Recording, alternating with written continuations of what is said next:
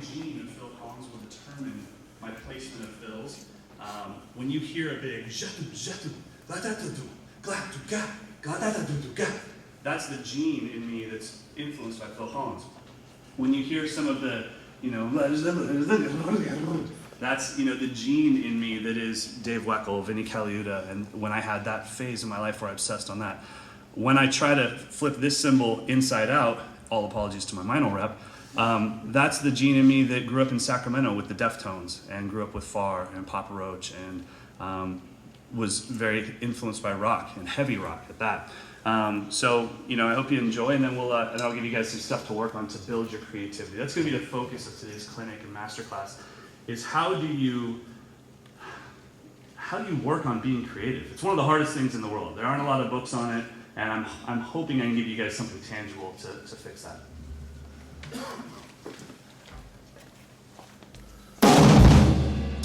Starting now.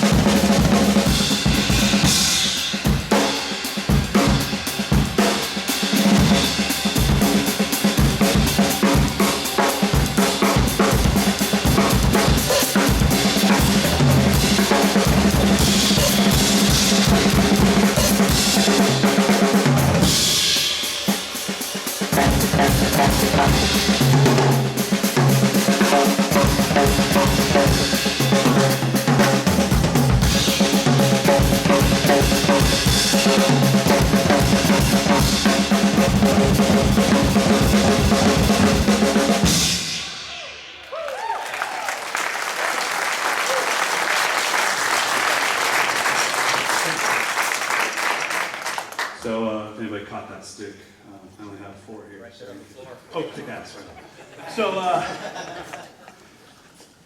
So when you hear all that stuff, and you have to think about this when you hear your favorite drummers, you're hearing their gene pool, you're hearing their DNA, and you're going like, oh, I see how, he has that in his gene pool, and there's a lot of drummers where, I'll see somebody like Keith Carlock, who definitely has a voice. And I'm watching him, and I'm so into it. I'm like, oh, this guy's so original and so cool.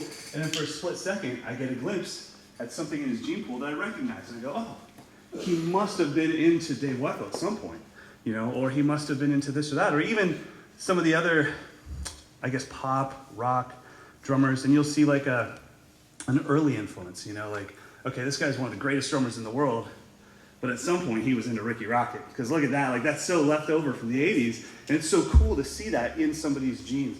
So I hope you recognize that you have that, and you don't have to, you don't have to feel bad about being influenced by people. Anytime I see a video of myself on YouTube, which I don't watch a lot of, so please don't do the thing. Everywhere I go, people are like, hey, you know that video in 8 minutes and 14? No, I don't know that video. I don't watch my own videos. But if somebody points something out, I go, oh, that must have been that time that I was really obsessed with that, Yellow Jackets record. I can really hear that Will Kennedy influence going on. So this is something you don't know. And since we have an intimate setting, might as well talk about it. But just now, that was my very first drum solo at a clinic ever. I've never done a drum solo at a clinic. Yeah. You guys like that part where I did that stick trick? That's pretty cool, right? Yeah. Toss the stick to the kids is one of the new tricks I'm working on. And I was really stoked to get it in the first note. That's not normal. I usually wait and build up till I throw it at the kids, but I was pretty stoked on that. So it's real life. Nobody was hurt, and hey, rock and roll. So, but, I've always, if you've been to one of my clinics, you're like, no, that's not true. I've seen you solo. You've seen me solo in a track to something that had hits and stabs and that created a vibe for me. I was already inside this world of this Latin track or this track in 7/8, and it put me inside of a box, and I was able to be creative. And then when I sat down on the drum set and I was like, all right, I'm doing clinics, it's time for drum solos, I was paralyzed. I was paralyzed by the options. I have so many options in front of me. I've got cymbals, I've got bell of cymbal, I've got drums, tom, snare, kick, hi-hat. This thing turns off, I don't know what it does, but okay, it does that. And, and I've seen somebody do this, I don't know what that means, and there's there's one of those in there somewhere. So there's so many options just on sound. Then rhythm, billions of rhythms. Take all your subdivisions, start chopping them up. What about tempo? I don't know where to start. So there's so many options, I become paralyzed. And I'm guessing that if I brought one of you up here right now, an accomplished drummer, and said solo right now, you'd kind of have that same feeling like, what tempo? Loud, quiet, swing, straight? I don't know. And you're paralyzed by the amount of options you have in front of you. And that's really normal. So I thought, well, I've got this thing at Don Bennett's coming up. I'm going to start that clinic with a drum solo since I've never done it. And I'll be scared out of my mind. And by doing that, I'll be able to pay attention to what it took to create a drum solo. And I'm going to study the heck out of it as I'm going through the process so I can teach it to other people. And what I noticed was the more restrictions I put on the solo, the more creative I got. Think about if I gave you guys a mansion and said, okay, go ahead and furnish that mansion. And here's $1 million too, just because things have been really good at MikeSlessons.com lately, so here's $1 million, and spend wisely. How creative would you have to be in that mansion? Not at all. You'd be like, Billy, bed over there. It's the bathroom, sir. It doesn't matter. I've got 46 bathrooms. Bed over there. Just drop the furniture anywhere. But if I took you and put you in a 500 square foot studio apartment in London and said, all right, bathroom, kitchen, living space, entertaining space, go. Do you know how creative you would have to be with those limitations? You'd have to make storage under your bed. You would have to put up curtains to divide areas. You would have to force yourself so hard to be creative because of your limitations. So I think instead of saying, the world is open to you, go ahead, drum away, I actually don't think, at least for me, that hasn't worked. But putting limitations on myself has worked really well, and I've seen a lot of growth in my own playing. And I'm hoping that it'll do the same. So I'm going to give you guys 2 exercises to work on. Take them home. Tell mom, tell pops, tell wife, tell husband, look, this just has to happen tonight. Deal with it. Do the thing where you're like, I swear, if I won't ask for anything for Christmas, New Year's Eve, trick or treat, just wrap it all into one, let me play tonight. That's what I want you guys to do. I want you to go home and be inspired. So first thing I want you to do is I want you to go home and I want you to create a drum solo out of a massive limitation. This limitation is going to be limited on subdivision and on orchestration. So I need you to create a drum solo out of 4 quarter notes: kick, snare, rack, floor. Kick, snare, rack, floor. That's it. That cannot stop. That cannot change. So it can't be kick, snare, rack, floor. It has to be kick, snare, rack, floor. So you're very, very limited. And in that, you'll have to be forced to be creative. I mean, how cool can this be on its own? If By the way, I'd like to thank the good folks at Mapex for providing me with a 1-hour endorsement. As you know, I am a Gretsch artist, but for this hour, I'm a Mapex artist. Thank you, Mapex.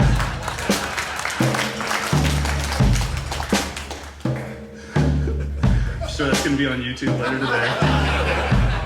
Just sealed my fate. All right, so in that, you can mess with the volume, but you can add anything. This just can't stop. What the goal is that I should be able to be at your house with you saying, you know, kick, snare, rack, floor. Kick, snare, rack. And no matter what you do, that's still there.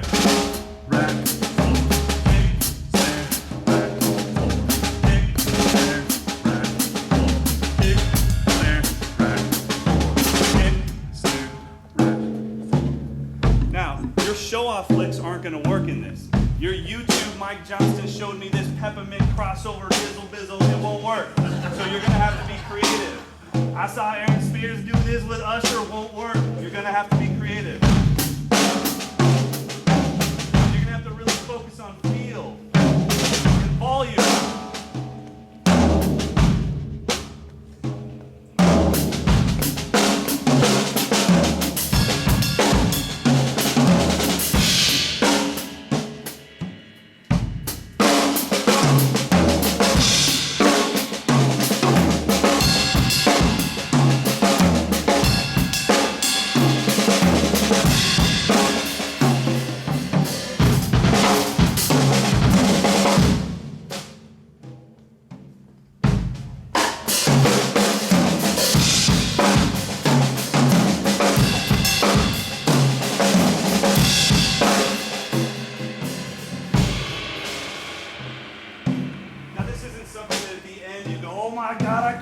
I'm the craziest drummer on the earth. This is something where you go, oh, man, that was kind of enjoyable to listen to.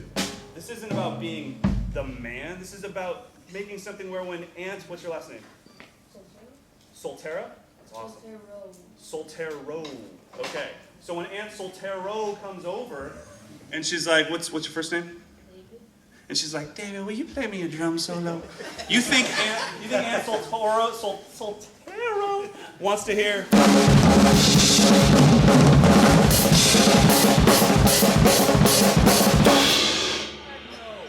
Aunt Soltero doesn't know what that is. That's hubba dubba. That's just blah, blah, blah, blah, blah. But you give Aunt Soltero a little, oh. And she's like, ooh. And you're like, yeah. Sit back, Aunt, because I'm coming for you. And then she digs that, and she thinks that that's the spice because she doesn't play drums. She's so proud of you, little David, and she's stoked. And you give her a little, oh. And Aunt Soltero's in it to win it. And then, just like a 1920 stripper, you show a little leg, you take that leg right back.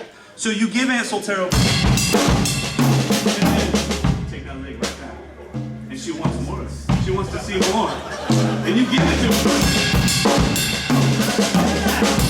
And that, I mean, to me, that's drum solo when people are like, oh, and they're leaning forward, and then you give them something like, you gotta be kidding me, and that's what it's about, and I think you guys can do that. I mean, if you think about what I just played, was there anything in there that you couldn't play right now? I didn't do anything cool. It's just because I'm being forced to be creative. I've got this huge set of restrictions on me. Now I want to talk about one more set of restrictions, and then I'll play a track, and then we'll get on to Tom slaying. How are we doing on time, guys? None of you guys deal with the time. You're like, hell, kick drum sounds great. Right on. Okay, so, thank you. All right on. Well, whoever is in charge of time, just give me one of these jobbies when it's 10 to go, and I'll wrap it up so we can get to Thomas Lang. So, another restriction might be something like orchestration, where you're putting things, so you're saying, okay, I don't know how I'm going to do it, but I'm going to go from snare to rack to hi-hat to floor, from snare to rack, and I'm going to solo on each. Something else that a lot of people struggle with, and I don't think people realize how great the power of memorizing a pattern can be, is creating a drum solo out of a pattern, a set pattern of stickings, of kicks, rights, and lefts. So I'm going to give you this, and for anybody that forgets any of this stuff for any reason, just find me after the clinic and I'll write it on your chest or whatever you need.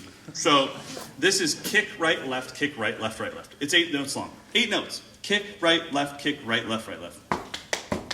That's it. That's your restriction. No other restrictions apply. apply at the window. So all you need to do is think, okay, I'm going to memorize that. Now, in the beginning, you're going to memorize it as is.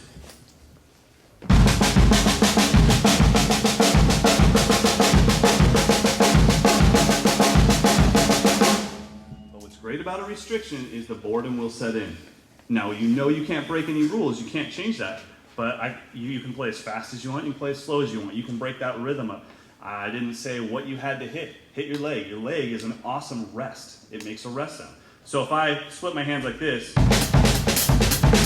that's the same pattern. And then if I alternate my right hand between my leg and my snare, I get some really cool rest that I'm probably not smart enough or hip enough as a drummer to pull off. So I'm still going to play the pattern, but the audience will get the rest. So if I have...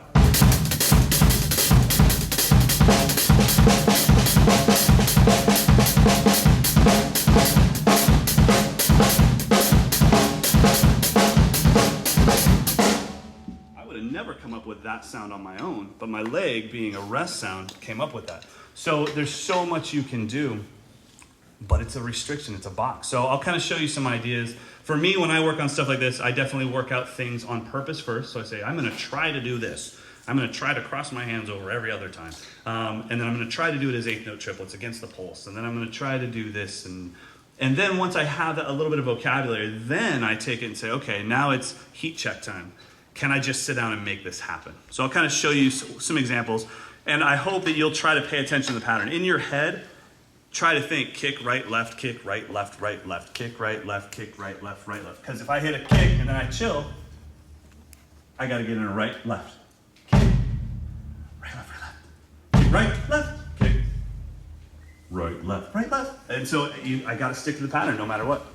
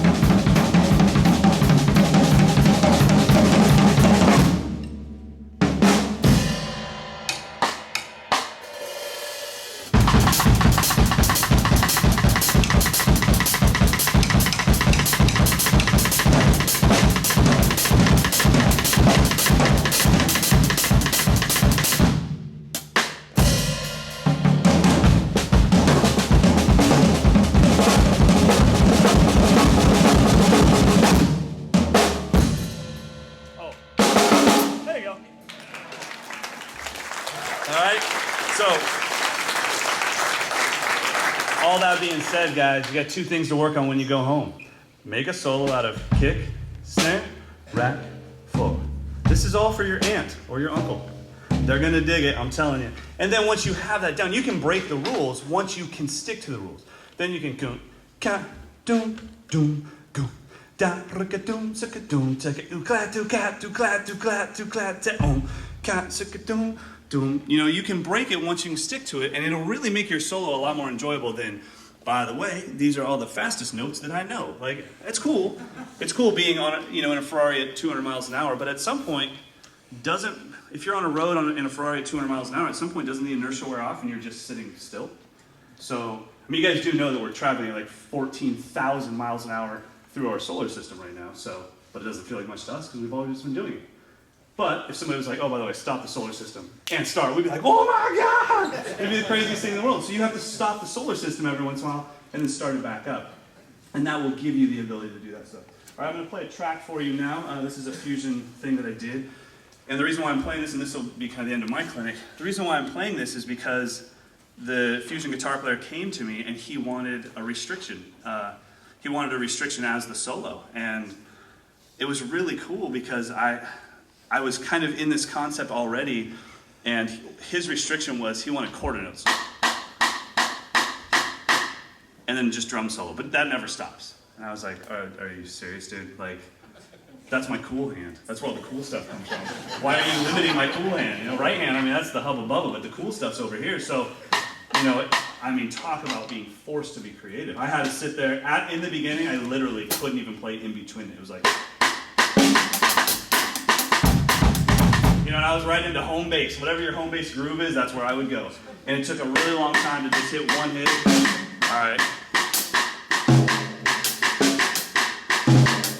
Really tough stuff. So I'll play that for you, and I hope you guys enjoy it. And by the way, thanks for being here, guys. I mean, this is the intimate stuff. We're going to have fun out there, but this is, to me, what it's all about. This is why I started Mike's Lessons in the first place. You guys already know what that is, so I'm not going to spiel on it. As far as gear to me is like religion. If you're a Ludwig guy, I'm not talking you off that ledge, so it's not my job to. You know what gear I play. If you have any questions about it, I'll be around all day. Just ask me. I'd rather do that than drop, 9 minutes of, and just so you know, this is the extra lathed, sweetenized, double bell, like, whatever. Like, just ask me, I'll be happy to tell you. 6, 7 minutes. Seriously, bro, I'm trying to get some work done, and you're up in my ear with the 6-7 minute thing. It's not helping the concentration. By the way, give it up for the kick drum sound expert. How good does this kick drum sound? He's got one mic, dude, and he's killing it. Killing it. Nice. All right.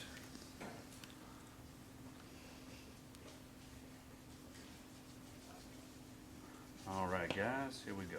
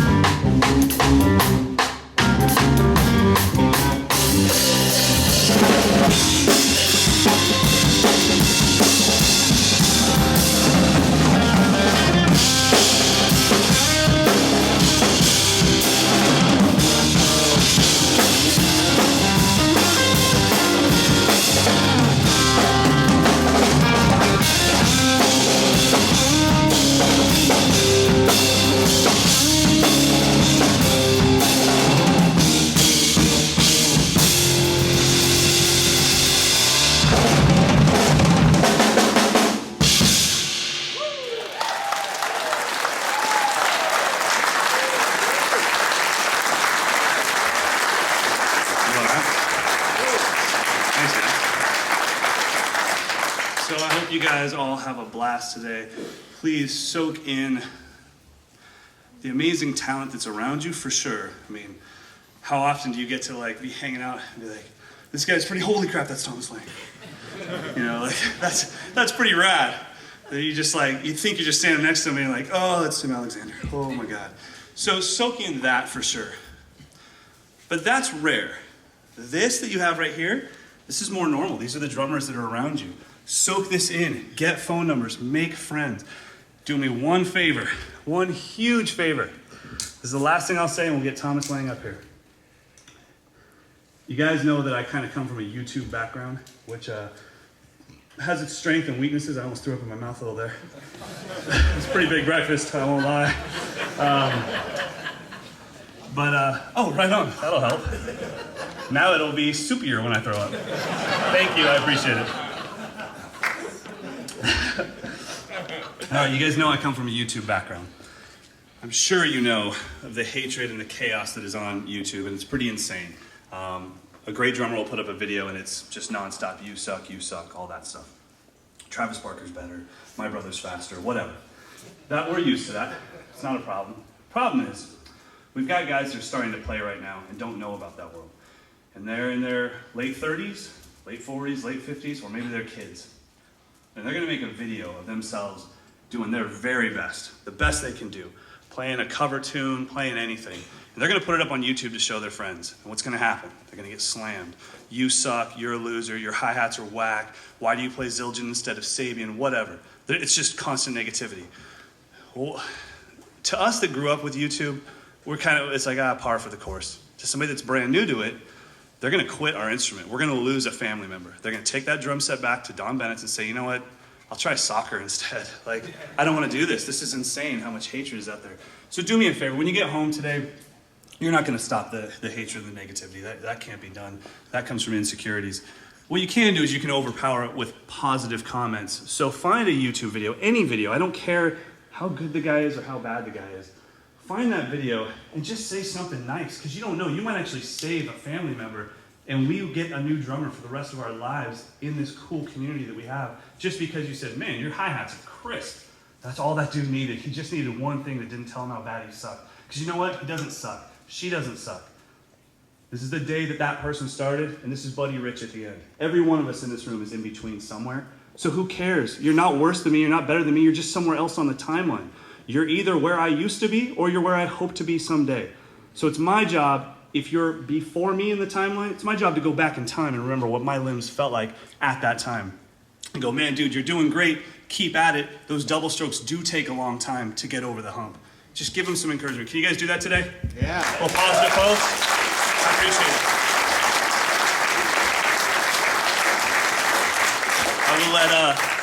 I will let the powers that be get up here and take over, but you're in for a treat, because not only is the next guy one of the best drummers in the world, I've really been lucky to get to know him over the past couple months, and he might be one of the best people in the world, and that's saying a lot right now in our industry. So I'll give you back to one of the greats, Don Famularo. Thank you, guys.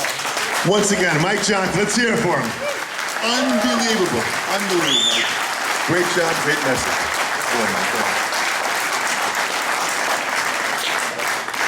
Well, Mike started off with a real intense amount of power with what you're about to hear. You know, I had the chance this past September of playing a national clinic tour in Australia with Thomas Lang and Dave Weckl. And we went out there and hit each city, and it was pretty intense as far as the people that we met and the early morning flights and the setups with 3 drum sets on stage and sound checks. It was just an absolutely wonderful time to spend together. Then we were only back shortly after Australia for a couple days, and we met up in Spain at a festival in Spain called the La Rioja Drumming Festival, which had a masterclass during the day to about 700 people, and the evening festival had 2,500 people. So Thomas was up there and slayed them not only in Australia, but slayed them in Spain. There's a lot of dead drummers now laying around those countries because of Thomas, but we've actually revived them all. They're back in action. They're wounded, but they're back in action. Well, what's amazing is that Thomas has continued to be a leader in the community that has totally changed how we see drumming and what we know of drumming. So if you would please welcome, from Austria, the great Thomas Lang.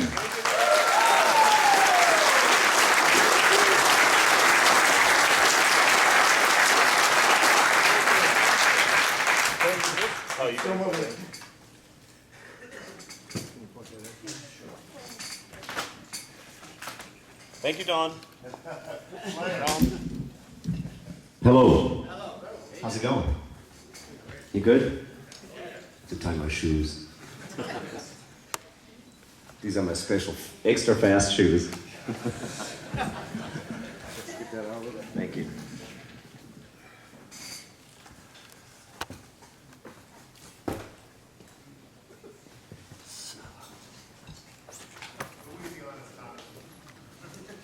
What's that? Okay. It's still early in the day. Well, first of all, thank you all for being here, and big hand to Mike Johnston. That was really, really inspiring and wonderful.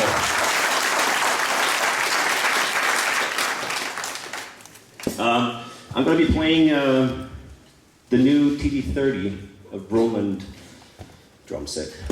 This is sort of the flagship of the Roland fleet. It's a really beautiful instrument, and I'm going to show you all the beautiful acoustic sounds that you can play with this kit, and also all the interesting and inspiring non-acoustic drum sounds that you can produce on this. So I'm going to just noodle a little bit, and then we'll have some time. How long do we have? An hour? 45, okay. And then we'll have the opportunity to talk a little bit. I can break some things down, show you some exercises, and any questions are welcome, so enjoy.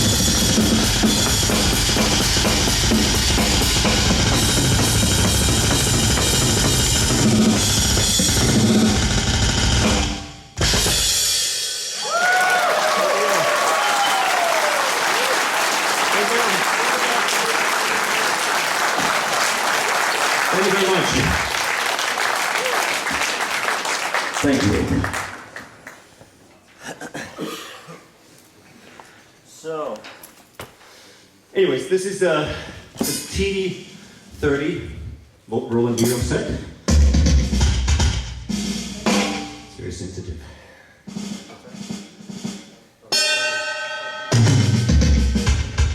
It really translates everything, so it feels totally natural. It's got a great response. Check this out. It's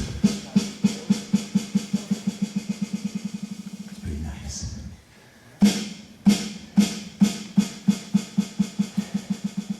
So it's a beautiful instrument. It's a lot of fun to play, and it's a great working tool for me.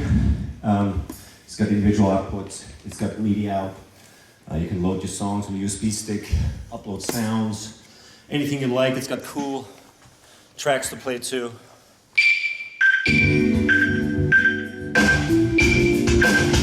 Remember last night, baby? You and I, you were wearing that short black dress. So it's got loads of sequences to practice to. Any style of music you want to play, salsa, rock, shuffle, blues, whatever, it's all in here. You've got a mixer internally, you've got ambient, so it's a really beautiful instrument. Great working tool and fantastic practicing tool, because you can do this. Turn it down, so your neighbor's going to love you from now on. Other than this, there's always the question, electronic drums or acoustic drums? I don't know. Ask that Herbie Hancock, or ask, Chick Corea. There's no either or.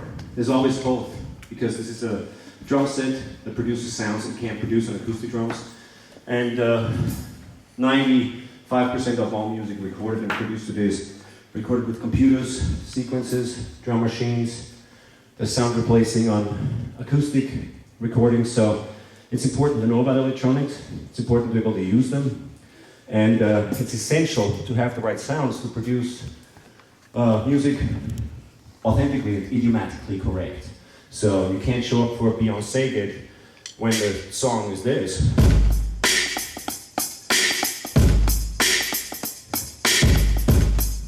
And show up with your cool, whatever acoustic drum set and go. It's not the same, okay? It's very, very important to be able to reproduce and not just simulate sounds. So, great tool, great instrument. I also play all DW pedals, 9000 series.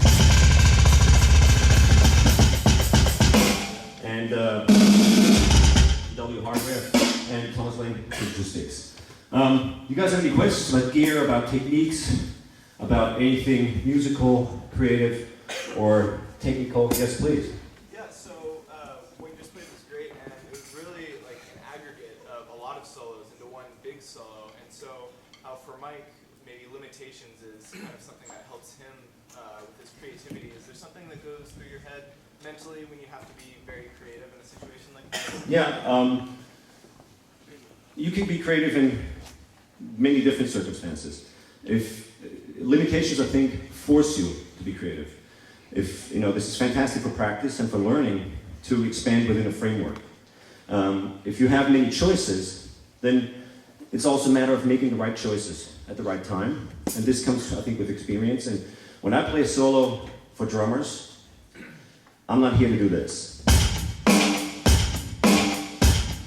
can do that forever. But this is not what you're here for, and that's not what I'm here for. I want to play something that's spectacular, that's fun to watch for drummers, that has energy, and it's just fun to watch. And maybe surprising at times, maybe it provokes a feeling of, what the hell? Or wow, or ah, So I want those moments, and that's what I do. My day job is to keep time. I work in studios, and I produce and write a lot of music, and I work with a lot of different artists, and all I do is keep time. So I enjoy these situations here very much because I can just wail and go nuts, and there are no limitations. So I just try to explore. I try to play freely and not prepare anything because I want to be surprised myself as well. So that keeps it interesting for me. And creativity is paramount. of course. And I try to stay creative within certain parameters. I may play an ostinato, you know, of some sort, and then solo over that, you know, or play some foot orchestrations and patterns that sound interesting a little, that are modern and creative within themselves. You know, I could play, you know, patterns like, you know, something like this. It's already in itself something interesting to watch and fun to do. And then I try to be creative on top of that. It's just a guideline and something for everybody to latch on to. So, to answer your question, no limitations. But definitely a lot of creativity and attempts to spontaneously compose. Well, thank you. Mm-hmm. The little girl behind us. What kind of flam stuff do you do with your feet? All flam stuff. I'll play it. I'll play, you know, all flam exercises. I'll show you. Besides like the standard flam accents and flam taps, do you do? Well, I use also Swiss triplets. You know, flam triplets. You know, whatever flam I can, alternating flam. Ruffs, right ruff, left ruff. Right ruff. So any kind of flam ruff exercise I can come up with that I can work into. Basically, whatever I practice with my hands, I practice with my feet. And there's a binary coded drumming, ones and zeros. There's nothing else, no other controlled strokes. Everything else is a texture, multiple bounce, like the press roll. It's just, I don't know how many strokes I'm playing. So, concentrate on singles and doubles. Single strokes. Always play both ways, heel up and heel down. Heel down, heel up. Single strokes and single stroke rolls.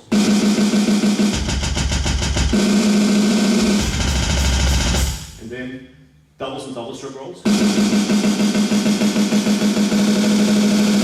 Same with the feet. And then combinations of singles and doubles, you know, paradiddles, double paradiddles, paradiddle-diddles, and all those kind of things. For example, paradiddle. And I always play both ways, heel up, heel down, and dynamically with accents. For example, paradiddle. I play quarter note accent. Same with the feet. I drop the whole leg from the accent, and I play the non-accent strokes heel down. Or double paradiddle.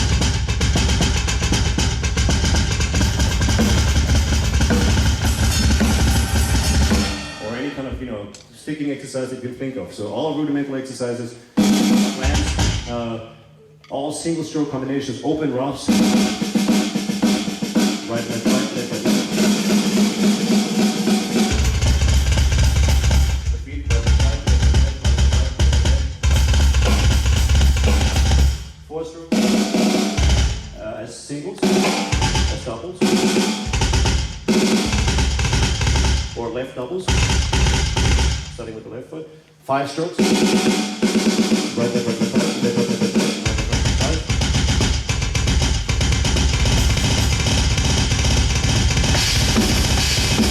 6 strokes.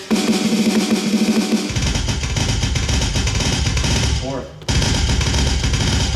Starting with the 30-second notes. 7 strokes. 1, 2, 3, 4, 5, 6, 7. 1, 2, 3, 4. Right, left.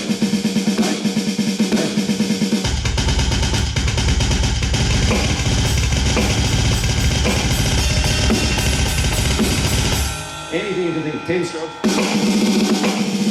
As singles. As doubles.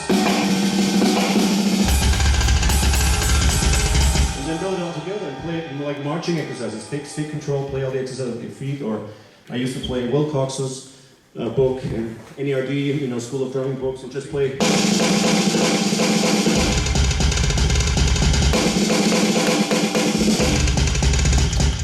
Any kind of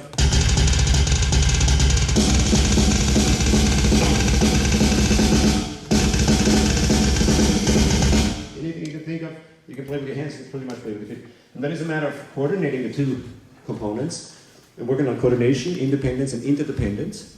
And it's all rudimentary stuff. And then you're free to play whatever you want with both hands and feet.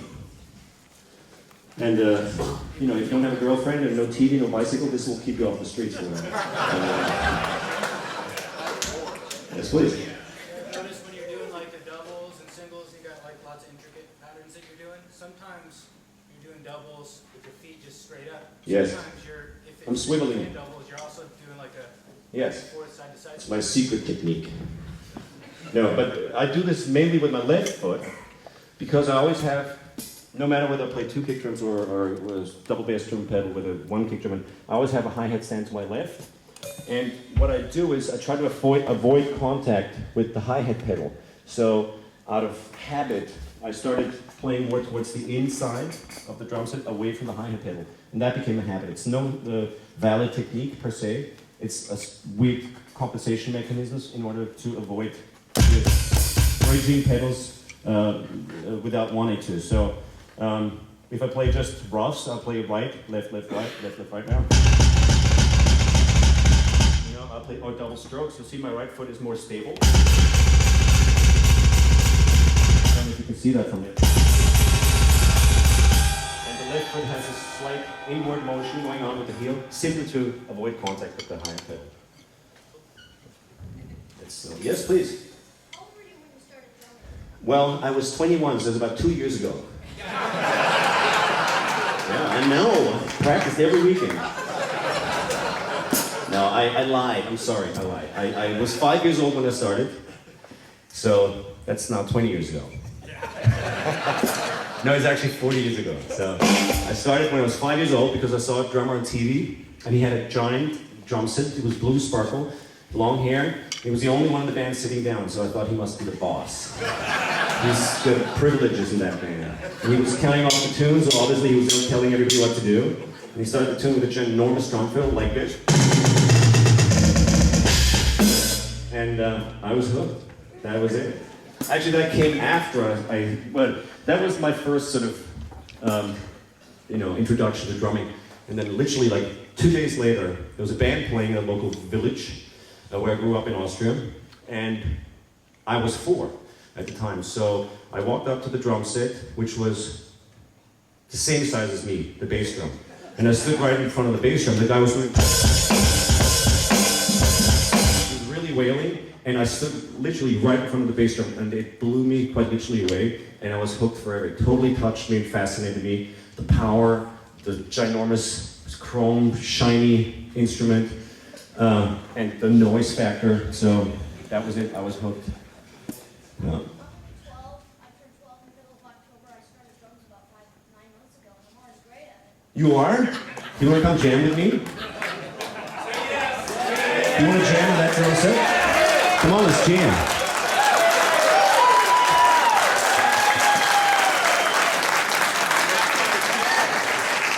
Here's a drum stone for you. Because I want to grab this. Can you grab that? There you go. Do you need sticks? Here's some sticks. They're man size, but you'll like them. Okay, I'm just waiting for my throne. Oh, we got one. Good. Okay, what's your name? Dario. Dario. This is Dario, ladies and gentlemen.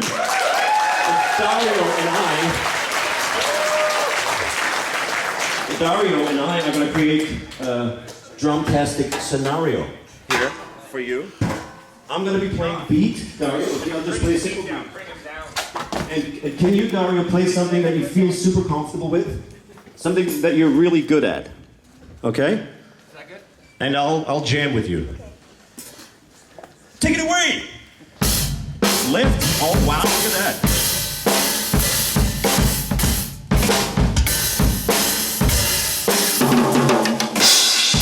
Oh, yeah, baby. That was good.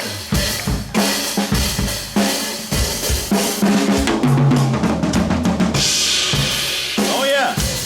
I love the cymbal on the 4. That was cool. Another drum. Yeah. I want to play a fill down.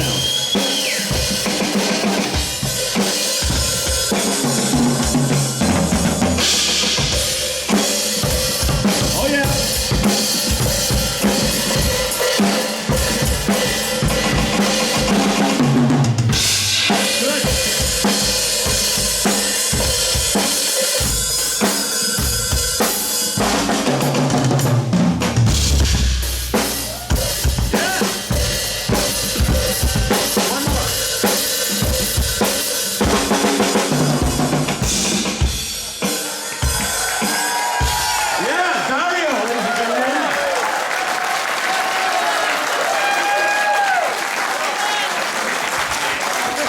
This is the future. Thank you, Dario. That was awesome. High five. Great job. Great job. You can keep the sticks. They're yours. You're welcome. Great job. Of course I can, yeah. Sorry? That's right, you might got a drum hit. Uh-oh. Anyways, can I have my throne back? Oh, yeah. You might want to raise it up a little. Yeah. Thank you. So it's that easy, Dario. I know. It's not difficult at all, is it? You've only been playing how long? 5 months? Awesome.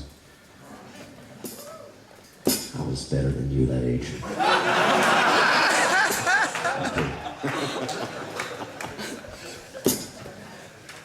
Any other questions? Yes, please. So, of course, you're awesome, and there's probably a lot of awesome drummers out here, but I'm not. I've never been a perfectionist, but I love playing for a long time. What if you only want to play an hour a week, if you're lucky? I want to be able to work on some things, have fun playing some music, playing just do some covers, and improve myself. I just got a bass pedal. I'm horrible on it, but it's fun as hell. So, anyways, I want to work on some things that doesn't make me go crazy because I'm just, you get bored shitless. Sorry, you get bored if you are just working on things all the time. I got an hour to play a week. Right. I want to improve and I want to have fun. So, what would you tell me or people like that if we just time-wise 20 and 20 and 20, like 20 minutes working on things, 20 minutes having fun, and then 20 minutes trying to do new things. But I need help with creativity. Okay. If you have an hour a week, I would not play the 1 hour on one day. For phantom practice and kinesthetic memory, muscle memory, it's better to play a little bit every day. It's better to play 1 hour every day of the week rather than 7 hours on Sunday, if you know what I mean. So when you play a little bit every week, every day, 20 minutes every day, you will refresh your memory on a daily basis. It will sink into your subconscious. You'll think about the patterns while you're driving to work. It's always fresh in your mind, and that is called phantom practice, to visualize what you're doing in the kit and to think about what you're doing on a daily basis. That's more important than to, spend a whole hour on Sunday or whatever, whenever you got time. First thing, so I would spread it out over the whole week. Second thing, I would prioritize and do only what you want to do. What's the most fun and what right now comes naturally to you and has a point. If you want to work with the band, play with the band and jam, Deep Purple tunes, and that's what you want to do, then concentrate on that. Just learn the tunes, play the tunes, and play whatever is the most fun, the most inspiring, and what you feel most passionate about. And then, all the stuff you see professional drummers do, there's a big difference, of course, and the difference is time. There's no other magic to it, no other secret. I'm not, super genetically, predispositioned to play the drums or anything. I just always loved playing music, and I play other instruments as well, and I love the drums because it's just fun to play. So I wanted to play the drums every day. And of course, I'm sure you know the 10,000 hour rule. It requires 10,000 hours of intense practice to get to a world-class level in any area of expertise, whether it's sports or music or whatever else. So you have to accumulate those hours. If you simply don't have the time, and it's not a priority in your life to play music or get better, then spend as much time as you can justify with your other responsibilities. Prioritize, do only what you want to do in that particular time. Try to keep it as inspiring as possible, and if you do what comes naturally to you, you will naturally make faster progress. So maybe in 2-3 months you'll realize I'm actually good at this. If I spend a little bit more time at that, maybe 10 more minutes a day, I could really do this and learn this song and play that pattern and and have fun with my mates in my band and go out and gig or jam. and feel a little more confident in my playing, etc. So it's just baby steps, because you don't have the time to put in. And of course, world-class playing requires that kind of time. But that's not your goal. Your goal is to just improve a little bit, step by step, and have a good time, basically. So that's what bottom line is, that's what I would concentrate on. Just have a good time. Spread it out over the week a little more, and prioritize, do what's most fun, and try to enjoy it. It's not a job for you. There's no responsibility attached to it. It's not your livelihood. So it's all about fun, basically. Yes, please. At what point did you pick up electric drums and stick with that? I don't stick with it. I started endorsing Roland products in 1997 when they first released their TD-10 electronic drum set with mesh heads, with tunable heads. So I always worked in the music industry, and I was working with a lot of people artists who needed specific sounds to be reproduced in live settings, and you can't do it with acoustic drums. So there was no choice, there was no option, and I was looking for the best possible gear to do that. And in my opinion, by far, that's Roland. So it's not that I stick with electronic drums. You see me play drum clinics on electronic drums because Roland invited me to play clinics and sponsor events like this for me to come here. But like I said before, it's never either or, either acoustic or electronic. It's always, you gotta have both. If you're a professional working musician, there's no way you can do all the work you need to do without having a complete arsenal of tools.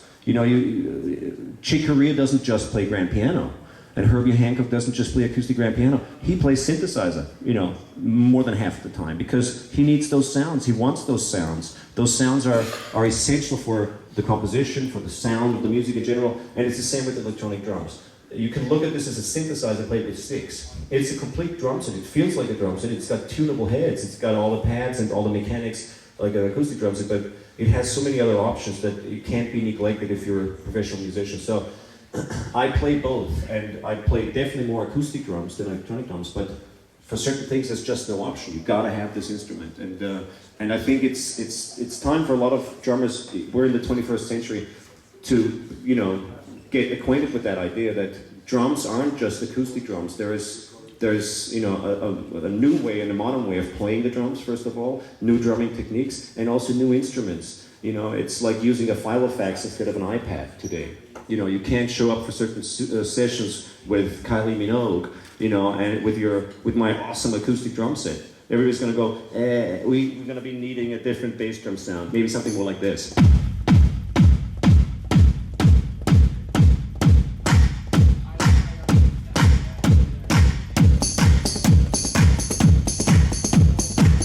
And you can't do that on your acoustic drum set. Unless you set up, 27 different drum sets for a show that consists of 27 songs. And that's a budget problem. So, it's a tool that needs to be used, and I think it also broadens your creativity and your creative output and your creative horizon, because you play drums and use drumming techniques, but you then play something like this.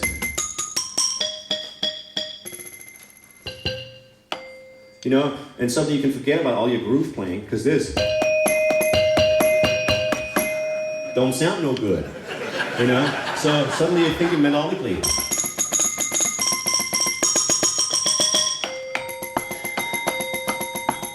And you think more like a pianist. And this is essential for creative growth, for new influences, new thought patterns, and so on and so forth. So, it's a great practice tool, like I said, because it requires you to play like an acoustic drum set. But you can do it late at night, early in the morning, without getting into serious fights with your neighbors and family. So on many levels, it's very useful, and it's not an either or sticking with electronics or acoustics. I use everything. If I can hit it, I use it. Yes, please.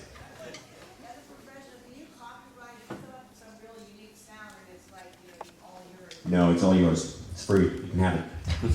I copyright my songs. I write and produce a lot of songs and music.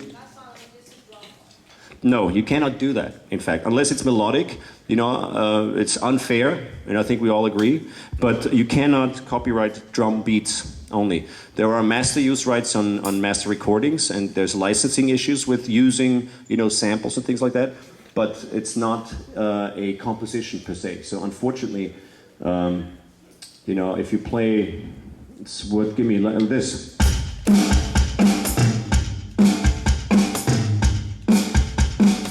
Which beat that is? Yes, Ticket to Ride. So you recognize the beat immediately, yet unfairly, there's no publishing on that drum pattern. Yeah, I know. It's unfair. Yes, please. Have you ever considered combining both in acoustic and electric, almost Neil Peart or Danny Carey's? Absolutely, and I do it often. That I play hybrid kits where part of my kit is acoustic and part of it is electronic. I have a basic acoustic setup with additional KD7 kick drum pads, triggering certain sounds with an SPDS pad or something like that, and a few, regular drum pads on my left. I do it all the time. Absolutely. I bring the gear that's required for the gig, and many gigs require electronic sounds, and acoustic sounds, both. So I like to use hybrid kits and play a combination. Yes, please. Who's your favorite professional or non-professional drummer? I don't know many non-professional drummers. You? Are you a professional? Don't lie. Well, you're close. I'll give you another 5 months. My favorite, I have an army of favorite drummers. And I don't have like the one guy who I think is the best drummer in the world or something like that. I have favorite drummers in each style of music. And not just one, but like 20. Give me a style of music. Fusion. Which one? Fusion. Fusion. Vinny, Kaliuda, Weckel, Tony Williams, so many great guys. Gergo Bolai is a new guy. Keith Carlock. Omaha King, Weather Report era, Peter Erskine. A lot of the young guys that play sort of the R&B fusion sort of guys, mix. So those would, be just off the top of my head. Prog rock. Sorry? Prog rock. Prog rock. Who's asking that? You? Yeah. Prog rock. You see, I used to play with King Crimson and John Wetton a long time ago, and I love the recording 20% just oh, thank you very much. Thank you, and props to your dad. But yes, I love the old I like the old English prog rock very much. I like King Crimson. I like UK.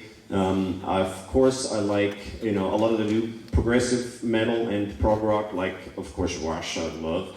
Who doesn't like Rush? Good. I'm sure you're talking about Dream Theater. You like Dream Theater? Yeah, they're cool. I think. I love Tool because they're a little more metal. And I don't like, music where the lyrics are all about fairy tales and old books in attics and things like that. That's not really my kind of thing. But I like Tool, so those are my favorites. Yes, please. A couple years ago, you were going to bring your drum camp to Seattle. Yes, I was. Are you going to be bringing it back at all? I hope to, yes, I hope to. Let's plan something for next year. Thank you. We'll make it happen. 2013. Okay, one more question. Okay, 2 minutes, yes. Any more questions? Yes, please. Do you ever find yourself playing a genre of music and then have something you're playing in that genre influence a beat that you're doing in another genre? Absolutely. I'm completely ignorant of drawers and genres and labels.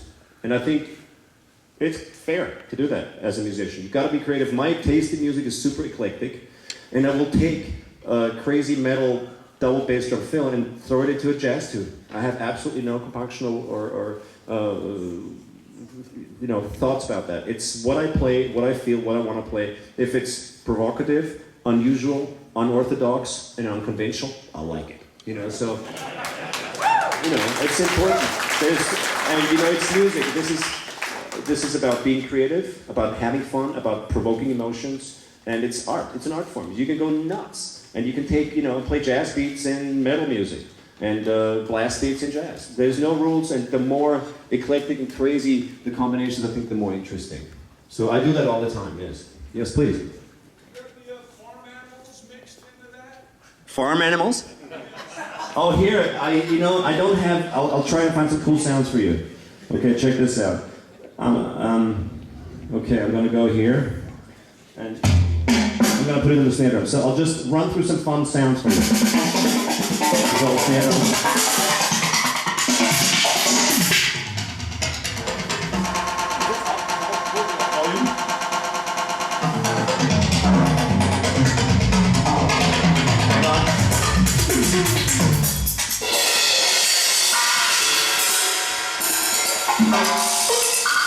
Okay, I'm coming to the good sounds now.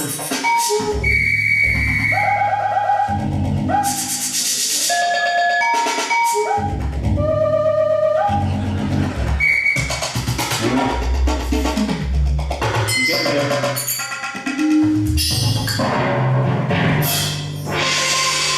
Okay, almost.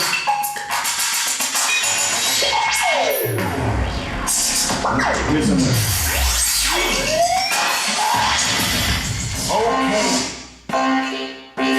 This, do you know Johnny Rad? Yeah.